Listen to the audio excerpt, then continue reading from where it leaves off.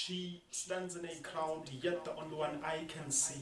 Her dreams make me hate waking up, because if she was a mineral, she'd be priceless. With a billion carats, she's in a league of her own. She has this shine with a smile. She looks so fine from the top of her head to the sole of her feet. She depicts an African queen with a black glittering crown, complemented by her smooth velvet coated skin, partly kissed by the sun, dripping wet with beauty, all the way down past her firm but amazing dairy storage of her flat but amazing tummy, disturbed by her side curves. Her hips are moving side by side, her lips are dripping wet with beauty. She, with the African accent, impregnated my eardrums as she massages and caresses my earlobe. She whispers to my name and says, "My name is Uthandeka." See, Uthandeka was just the best kid that accurately fit like a glove in a hand, the perfect answer to a prayer made by a parent. And just like Jelly told her, she was sweet. She was the sweetest thing that could ever happen to your lips. Not up until sour worms came into the scene. She turned you from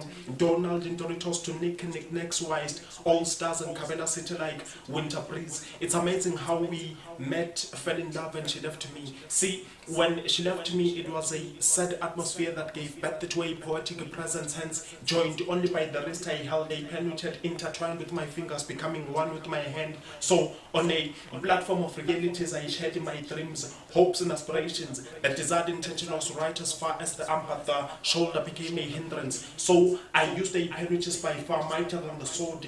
The mood was certain, the atmosphere was charged. Words were oozing through my sweaty pulse. Inspiration was flooding my mind. I had enough ink to paint the Great Wall of China. I wanted to write something. So, given all the necessary equipment to write, but all my means were failed, I came face to face with an encounter of an unfulfilled desire to write. See, when I came face to face with an encounter of an unfulfilled desire to write, I eventually wrote the right message on a wrong paper. I wrote on top of other writings, and the message was distorted. Frustration and tears came hard, knocking on the doors of my veins, and that's when I uttered words such as clouds of pain are covering the skies of my imagination. Things like come back, don't leave me. But she was gone. Actually, she was dead, but I had not buried her, because in my arms I still held on to memories that she left me. So, given all the broken pieces of my heart scattered all over the floor, I had to change the direction of the journey we're taking. Remember, she broke my heart. I fell in love with a man. That's when I fell in love with a man who just rocked my world. He charmed the living daylight out of me. He stole my heart, replaced it with his love. He was